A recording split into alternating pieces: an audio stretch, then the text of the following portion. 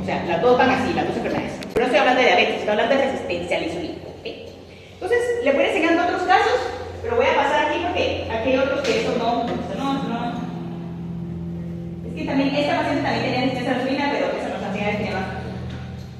Tampoco ella tomaba fenitoína, por eso tenía las necesidades así. Lo colgamos, nos quedan, Ok. Vamos a ver,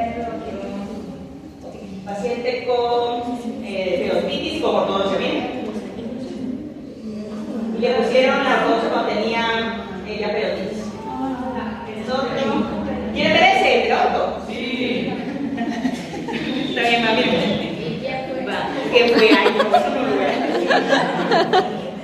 Ok, va, bien, ok, miren pues. Va, miren pues. Ok, la paciente llega así. Ok, miren, esto es divertido un poco, no divertido, no divertido no es el término porque es una paciente, pero, o sea, como curioso, muy curioso. No, ¿por qué? Porque dice, vengo porque tengo los dientes flojos y tiene la ortodoncia. O sea, digamos, es decir, que para que se tiene una piedra, o sea, tengo los dientes flojos. Ok, entonces, cuando miro esto, yo digo, o sea, me pregunto cómo estaría antes de que pusieran aborto. O sea, ¿será que tenía esas pérdidas iguales que pusieron aborto?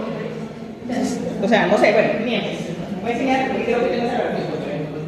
Ok, entonces, así se miran, miren los incisivos.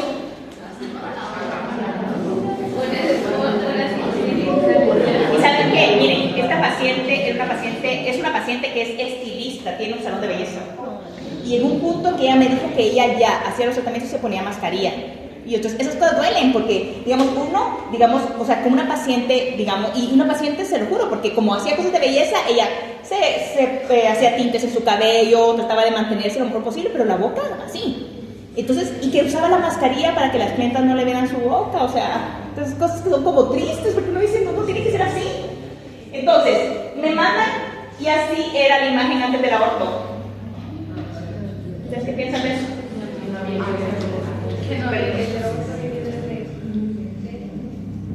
Bueno, entonces, ¿qué fue lo que sucedió? Que al hacer los sondeos, pues obviamente pasaba esta paciente. La paciente vino hace casi un año. El diagnóstico preciso es estadio 3, grado B. Y entonces, aquí viene lo difícil. Se le dice que se le tiene que quitar la aborto. ¿Saben qué? Me llama para decirme que la ortodoncista no quiere quitársela.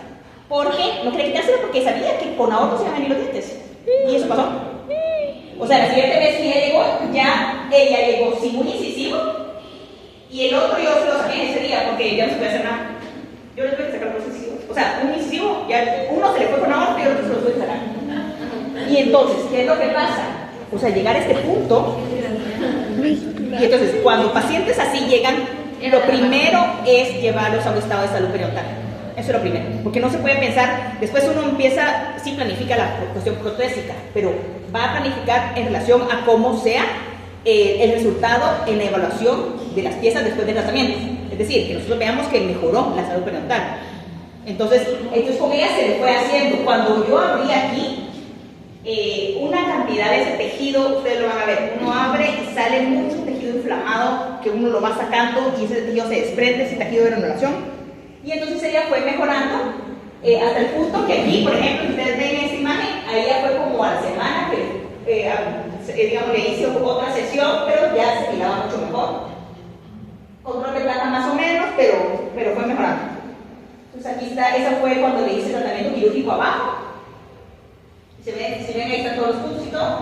Y entonces ella, cuando uno mira el grado de inflamación que disminuye, o sea, la verdad es que son cosas que se ven. A ella también hice examen de laboratorio, pero ella no salió por resistencia a la insulina. Entonces, lo de ella más tenía que ver, obviamente, con muchos irritantes, mal control de placa y obviamente con esa ortodoncia que terminaba al final. Bueno, entonces, como ya, ¿quieren que les enseñe otro caso más? Sí. Vale, voy a enseñarlo rápido. Paciente que refieren porque tiene cáncer, linfoma no Hodgkin.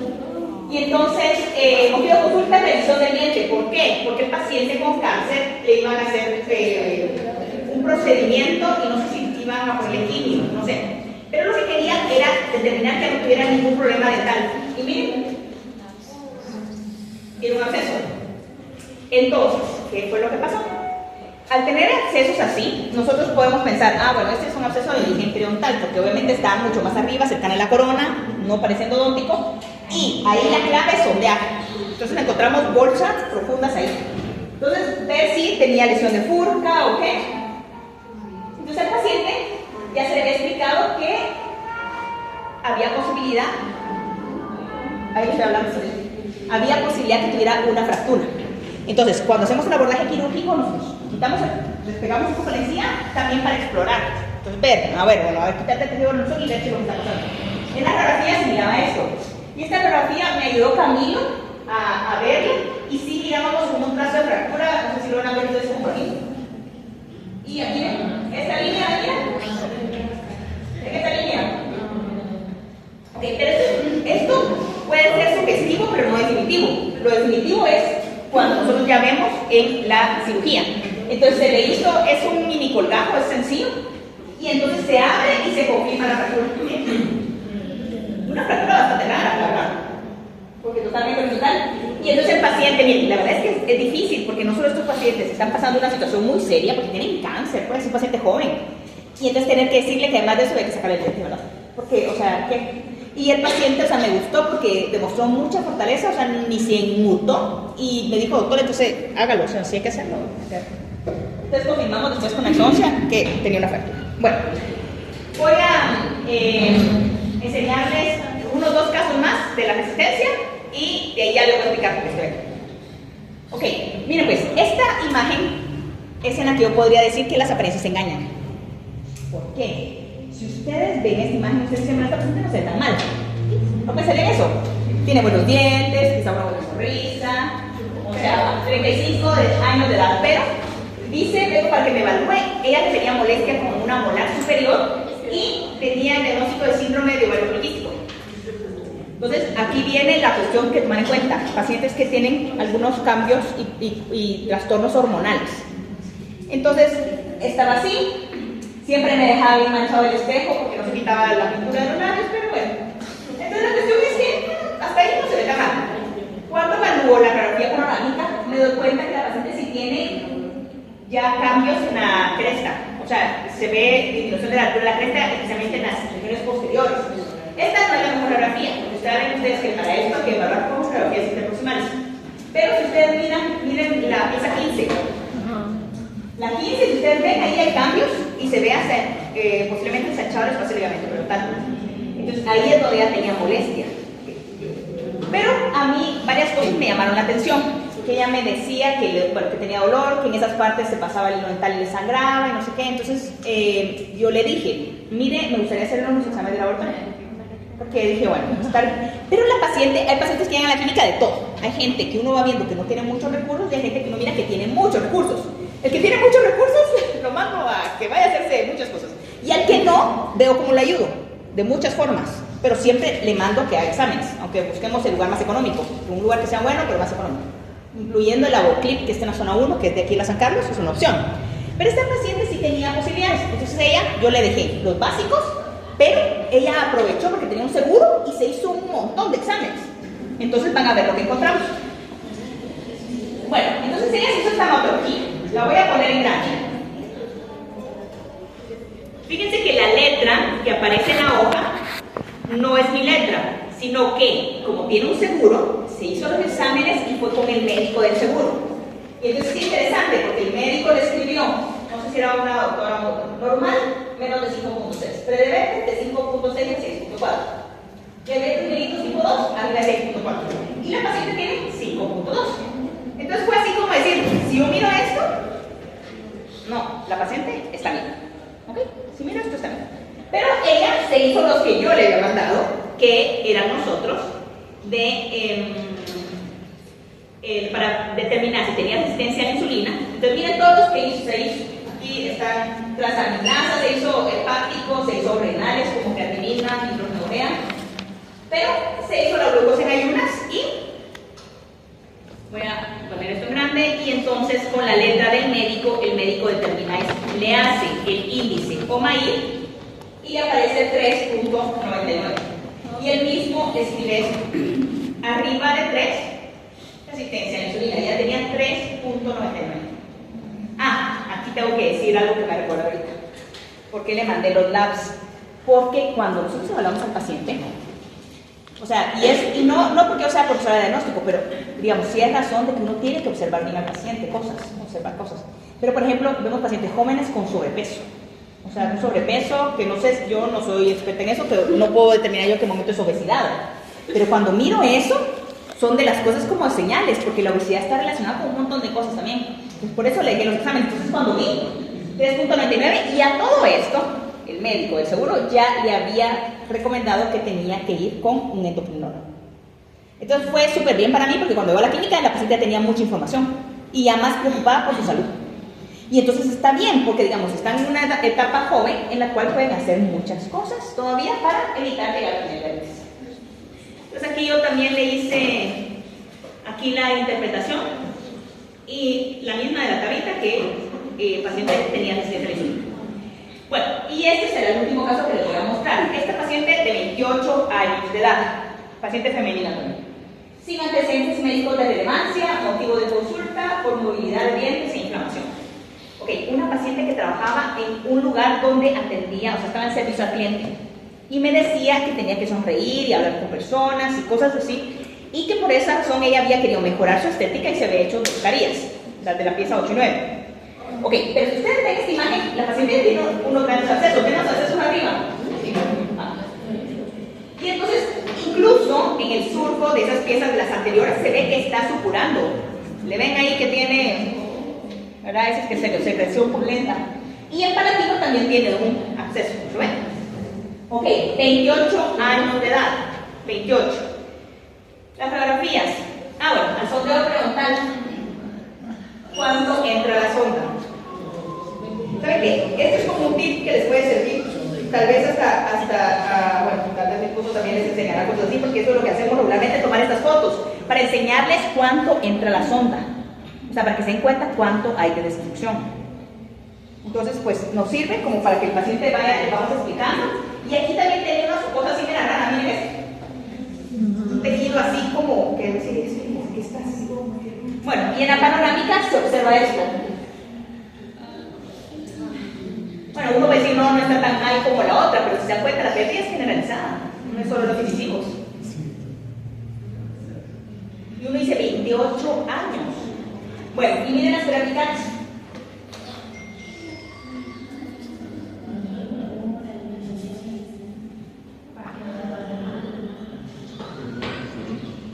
El diagnóstico, periodontitis, estadio 3, grado B generalizado. Ok, entonces con ella lo mismo, le mandé examen de laboratorio, pero aquí necesito que los que no están todavía despiertos despierten, porque aquí va a pasar algo diferente que los casos anteriores. Le mando a hacer el examen y la hemoglobina glicosilada si aparece alterada. ¿Cuánto dice ahí que tiene la hemoglobina glicosilada? 6.68. Tiene 6.68 hemoglobina glicosilada. Tiene 28 años. Entonces con ella es diferente. ¿Por qué? Porque es diferente porque igual le dejé la insulina en ayunas y la glucosa en ayunas, y ¿saben qué determinaron esos valores?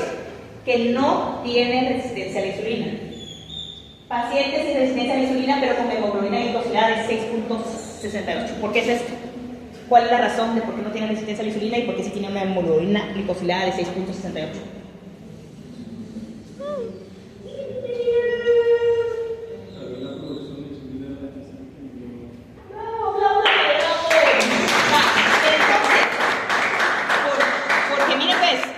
Porque nos recordamos de que hay diferentes tipos de diabetes, no solo diabetes tipo 2.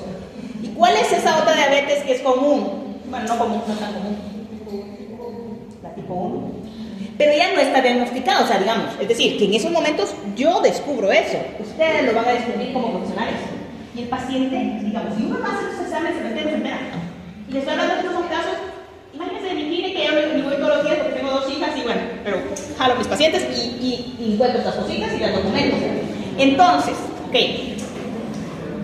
la relevancia, le hacemos el tratamiento. Miren qué problema aquí con el tratamiento, porque cuando la paciente mejora, miren los accesos, aquí ya no tiene accesos, pero hacer el abordaje quirúrgico, obviamente, como tiene un fenotipo perinatal fino, la recesión. Esas cosas tienen que hablar antes de hacer el tratamiento, porque si no el paciente después se puede disgustar, decir, mire cómo me quedó, está sano, o sea, qué pena pues, pero esto se sabía que iba a ser una secuencia, porque había mucha inflamación y todo, entonces el periodonto, y más cuando ese fenotipo periodontal es fino, sucede la recesión. Entonces ella, del 8 de abril al 15 de mayo, así, ahí no le había hecho la parte inferior, en la parte superior sí, pero ya no teníamos un control de placa. Y la seguí viendo, ella mejoró bastante. Después la mandé con mi amigo que es rehabilitador para ver si le podía mejorar la parte, ya estando sana, la parte estética anterior, porque como le digo, ella hacía cuestión de servicio al cliente. Y obviamente ella con interconsulta, con médico internista o endocrinólogo para ver la condición de la diabetes, ¿verdad? La diabetes. Pero esto yo no le puedo dar diagnóstico, no puedo decir, ay, mire, usted tiene diabetes. Eso no puedo hacer. Yo lo que le digo, mire, sale alterado y hay que hacer una interconsulta. Tienen que ver y entonces el diagnóstico tiene que dar el médico tratante, ¿ok? Bueno, entonces después de esto voy a decirles, entonces ya no. Es otro, pero mejor ya no voy a seguir con eso, sino que les voy a enseñar algo más. Vamos a ver. Ok, bueno, entonces miren pues. Yo vengo aquí porque a raíz de que sucedió, esto fue en 2024 que encontramos cositas así que nos llamó la atención. Entonces, a raíz de eso, o sea, el año pasado yo apliqué para una beca y gané una beca para estudiar un doctorado. Y empecé mi doctorado el año pasado.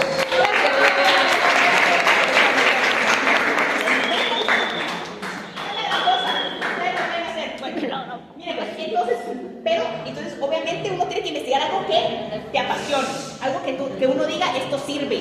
Porque no voy a investigar, hacer una encuesta para ver si los estudiantes están felices o tristes. No. Bueno, me interesa su felicidad, pero bueno, a lo que voy yo es, entonces, ya viendo estos casos, por eso les enseñé el contexto, entonces yo dije, yo quiero hacer algo en base a esto, ver la relación entre la resistencia a la insulina y la periodontitis. Y además de eso, agregarle otro ingrediente, que es ver si el paciente al hacer el tratamiento periodontal mejora sus valores glicémicos, si mejora su condición de resistencia a la insulina. Porque, digamos, si yo demuestro esto, al final esa es mi hipótesis alternativa. Si yo demuestro esto, digamos, esto obviamente, si Dios me le da vida, lo termino, lo voy a publicar. Primero lo voy a hacer tres publicaciones, si Dios lo permite, de todo lo que encuentre. Pero estoy empezando mi proyecto, o sea, ahorita estoy esperando que me den el aval bioético del comité de la universidad y muchas cosas, pero ya estoy empezando a hablar con grupos porque necesito reclutar pacientes que cumplan esos criterios de inclusión. Entonces les voy enseñando qué criterios de inclusión son. Y les voy a mostrar por qué hacer el estudio, que esto ya prácticamente ya ustedes creo que ya adivinaron por qué. ¿Por qué este estudio? Porque la periodontitis es una enfermedad inflamatoria crónica que es muy frecuente en adultos. Y porque la resistencia a la insulina es una relación metabólica temprana que precede a la diabetes tipo 2. Entonces, la evidencia científica actual muestra que la inflamación periodontal puede influir en el metabolismo de la glucosa, incluso antes de que exista diabetes diagnosticada. Y esto es el plus, porque si el paciente no está diagnosticado todavía como diabético y yo puedo ayudarle, eso es donde tiene la relevancia. Y además, porque esto es bien triste, pero siempre se dice, en Guatemala no existen estudios que evalúen esta relación de forma sistemática. Entonces, este proyecto busca lograr evidencia local con impacto que sea clínico y preventivo. El objetivo va a ser que nos sirva para que nosotros veamos qué podemos hacer con nuestros pacientes. ¿Ok? Entonces,